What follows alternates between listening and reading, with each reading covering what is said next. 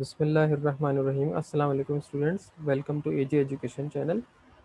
Students, जैसे कि आप लोगों को पता है कि कोविड की वजह से सिलेबस रिड्यूस कर दिया गया है और एक मॉडल पेपर जो है वो बोर्ड ऑफ इंटरमीडिएट की तरफ से बनाया गया है, जिसमें आपके पास अकाउंटिंग का मैं इससे पहले लेक्चर में बता चुका हूँ।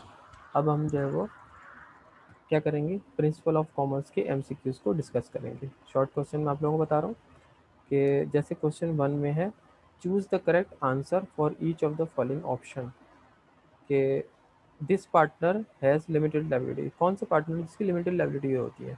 एक्टिव पार्टनर की सबसे ज़्यादा लाइबिलिटी होती है, नॉमिनल पार्टनर की और माइनर पार्टनर की लाइबिलिटी नहीं होती। सीक्रेट पार्टनर की लाइबिलिटी जो है वो क्या होती है, लिमिटेड होती है। तो इसका आंसर जो है वो क्या है, दिस वन। टैक्स इम्पोज होता है 2 दफ़ा, किसके ऊपर? याद रखिए कि जॉइंट स्टॉक कंपनी पे टैक्स 2 दफ़ा इम्पोज होता है, यानी इसको 2 दफ़ा उन लोगों को टैक्स पे करना पड़ता है। रॉ मटेरियल किस लिए बनाया जाता है? हमेशा याद रखिएगा, रॉ मटेरियल मैन्युफैक्चर के लिए, क्योंकि मैन्युफैक्चर क्या करेगा, उससे प्रोडक्ट को तैयार करेगा।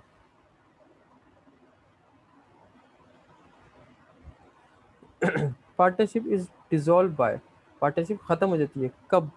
एडमिशन ऑफ द पार्टनर नहीं, death of the partner, retirement of the partner, या all of this. Partnership dissolve हो जाती है डेथ ऑफ पार्टनर की वजह से। ठीक है,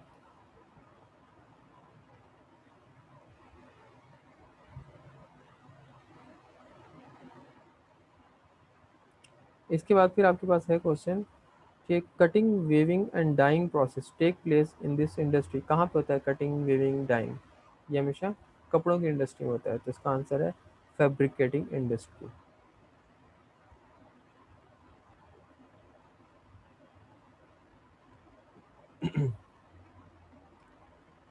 request by bank to the exporter is known as. जो रिक्वेस्ट बैंक की तरफ से भेजी जाती है एक्सपोर्टर को, उसको हम क्या कहते हैं? Letter of credit, bill of exchange, bill of lading, या प्रोमिसरी नोट। याद रखिएगा, लेटर ऑफ क्रेडिट कहते हैं।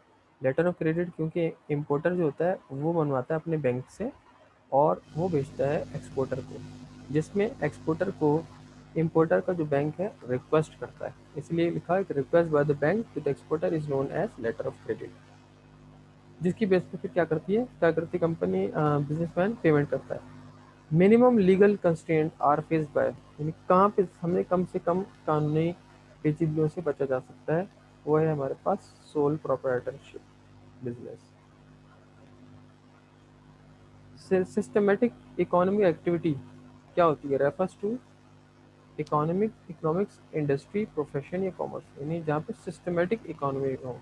याद रखिए, ऐसी इंडस्ट्री को हम क्या कहते हैं? प्रोफेशन कहते हैं। ठीक है,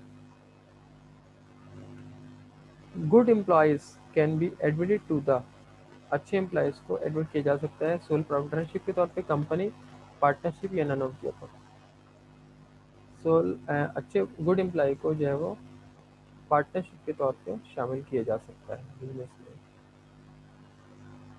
the memorandum of association consist of 2, 3, 4 या 5, 5 क्लॉजेस पे डिपेंड करता है, 5 क्लॉज पे कंटेन होता है ये। Certificate of origin is issued by, certificate of origin जो है वो किसकी तरफ से इशू किया जाता है? सर्टिफिकेट ऑफ ओरिजिन जो है वो एक्सपोर्ट प्रमोशन ब्यूरो की तरफ से इशू किया जाता है कि आपकी प्रोडक्ट जो है वो कहाँ से ताल्लुक़ रखती है, यानी कहाँ पे पैदा हो रही है या कहाँ पे बन रही है।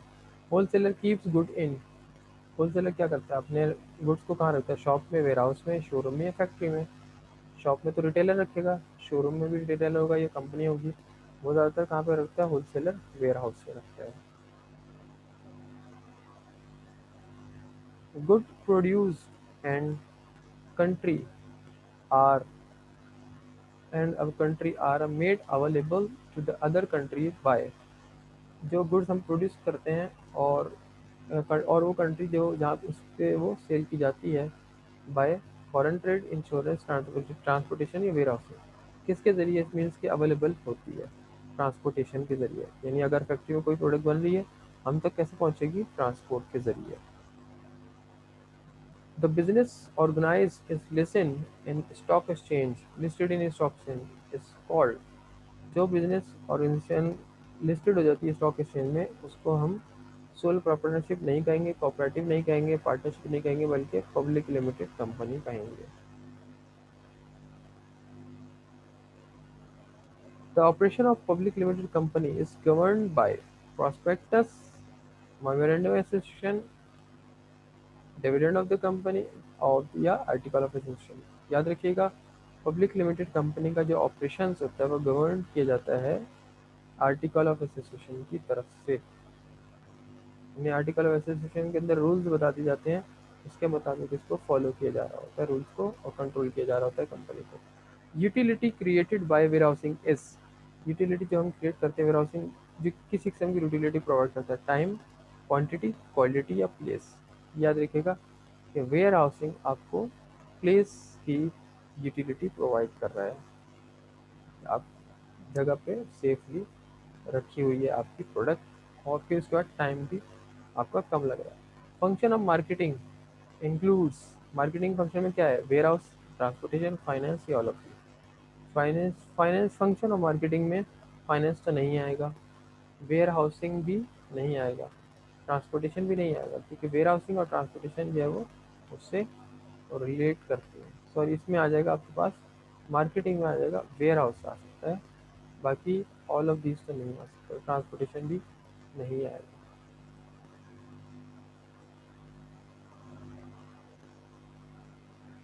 Request by bank to the exporter is known as, request जो बैंक की तरफ से भेजी जाती है एक्सपोर्टर को, उसको हम क्या कहते हैं, लेटर ऑफ क्रेडिट कहते हैं। Paid occupation specially one that requires advance education and training is known as, यानी ऐसा ऑक्यूपेशन जिसकी हमें एडवांस एजुकेशन की ज़रूरत होती है, उसको हम क्या कहते हैं, मार्केटिंग, इंडस्ट्री, प्रोफेशन या पब्लिसिटी। ऐसे ऑक्यूपेशन को हम ये कह सकते हैं प्रोफेशन।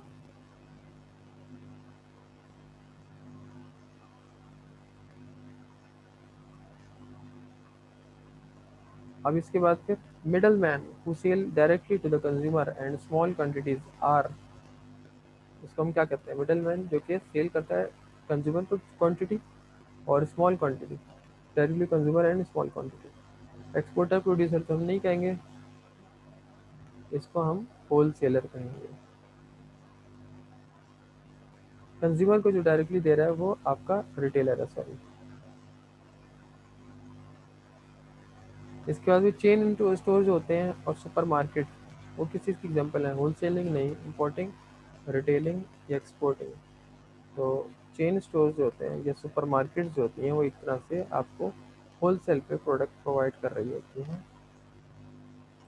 सॉरी, चेन स्टोर वगैरह जो है रिटेलिंग पे ही आती है।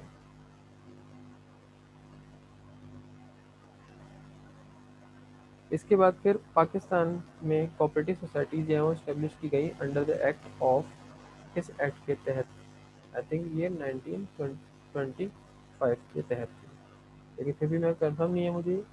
होलसेलिंग कॉन्ट्रैक्ट, होलसेलिंग कॉन्ट्रैक्ट क्या होता है, कंसंट्रेट किस पे करते हैं, ऑन वैरायटी, क्वांटिटी, क्वालिटी या प्राइस। क्वांटिटी पे कर रहे होते हैं, क्योंकि ज़्यादा क्वांटिटी में वो प्रोडक्ट उठाते हैं और ज़्यादा क्वांटिटी में सेल आउट करते हैं और उस पर रेवेन्यू कमाते हैं।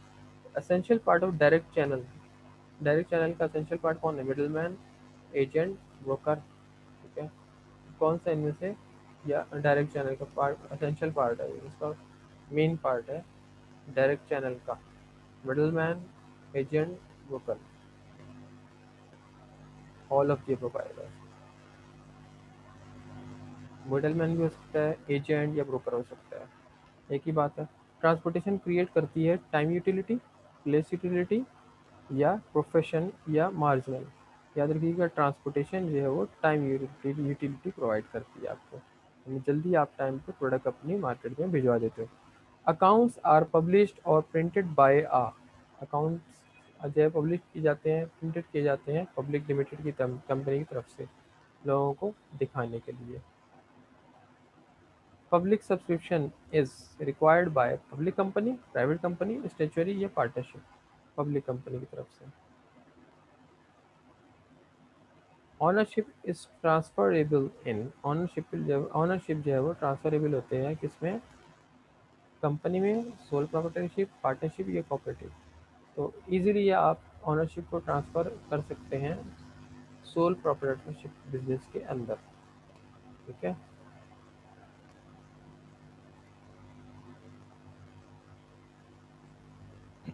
इसके बाद फिर limited liability is a one of the qualities of a.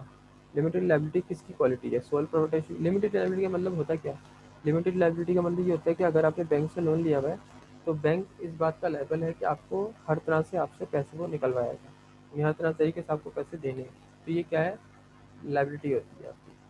तो फिर लाइबिलिटी, और एक होती है अनलिमिटेड लाइबिलिटी। अब जैसे कंपनी है उनकी अनलिमिटेड लाइबिलिटी होती है, मीन्स की जिम्मेदारी नहीं होती कि जो है वो कौन देगा, बस कंपनी ने देना है। बैंक किसी एक बंदे को कंपनी में से नहीं बोल सकता। सिंगल ओनर बिजनेस जो होते हैं, ये पार्टनरशिप होते हैं, उनके अंदर जो है वो क्या होती है? लिमिटेड लाइबिलिटी होती है। तो लिमिटेड लाइबिलिटी किसकी क्वालिटी है? सोल प्रोप्राइटरशिप की, पार्टनरशिप की, या जॉइंट्स ऑफ कंपनी की, या ऑल ऑफ द अबव? इसका आंसर है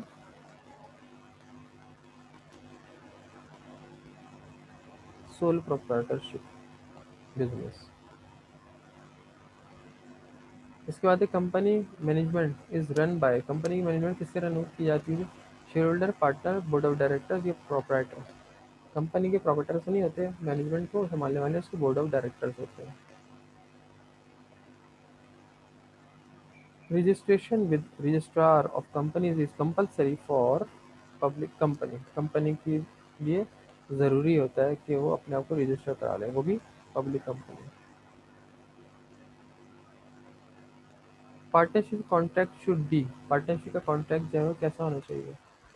written, oral, flexible, mutually agreed. याद रखिएगा, रिटन भी हो और म्यूचुअली एग्रीड भी हो। तो इसका जो है पार्टनरशिप कॉन्ट्रैक्ट जो है वो शुड भी, सबसे पहले तो शर्त यह है कि ये रिटन में हो। The life of partnership is not adversely affected by. Partnership की जो लाइफ है अफेक्ट नहीं होती किसकी तरफ से? Retirement of partner, admission partner, change in partnership agreement, या डेथ ऑफ पार्टनर। उसका आंसर है एडमिशन ऑफ पार्टनर। पार्टनर के आने से पार्टनरशिप खत्म नहीं होती। Business survives on the basis two of. Business जो सर्वाइव करते हैं किस बेस पे? Latest information, right information, relevant information, secondary information, on all of the above. हमें लेटेस्ट इन्फॉर्मेशन हो, राइट इन्फॉर्मेशन हो, रेलिवेंट इन्फॉर्मेशन हो, सभी होना चाहिए। तो इसलिए हम कहेंगे इसको informal of the above, formal of the above, secondary information all of the above.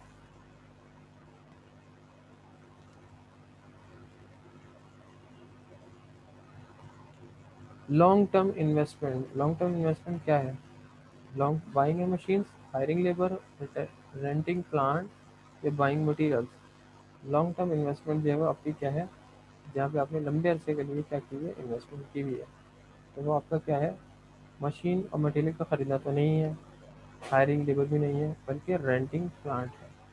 Plants यानी बड़ी बड़ी मशीन होती है, उनको रेंट पे दिया जा रहा होता है, और उन पर रेवेन्यू जनरेट किया जा रहा होता है रेंट के फॉर्म में। Capital is broad in by. Capital किसकी तरफ से लाया जाता है? Banks, bond holders, share holder. Banks लेके आता है, शेयर होल्डर्स लेके आते हैं, ये बॉन्ड, ये जो है वो बॉन्ड होल्डर्स। तो याद रखिएगा, शेयर होल्डर्स हमेशा कैपिटल लेके आ रहे हैं। Risk is the problem faced by bank, insurance company, business, all of the above. Risk bank को भी हो सकता है, किसी बिजनेस को भी हो सकता है, इंश्योरेंस कंपनी को भी हो सकता है, उसका है all of the above. Organizational problem is solve by forming sole proprietorship company, partnership, यानी of the above. Organization problem जो सॉल्व की जाती है किसकी तरफ से? By forming sole proprietorship, partnership, या कंपनी। ऑर्गेनाइजेशन प्रॉब्लम याद रखिएगा हमेशा कंपनी की तरफ से सॉल्व की जाएगी, क्योंकि ये ऑर्गेनाइजेशन की है, ये बड़ी कॉर्पोरेशन की। नेक्स्ट लेक्चर में इंशाल्लाह आपको शॉर्ट क्वेश्चन भी मैं करवाऊंगा ये सारा, इस तरह के हमारे आपके क्वेश्चन आएंगे पेपर में।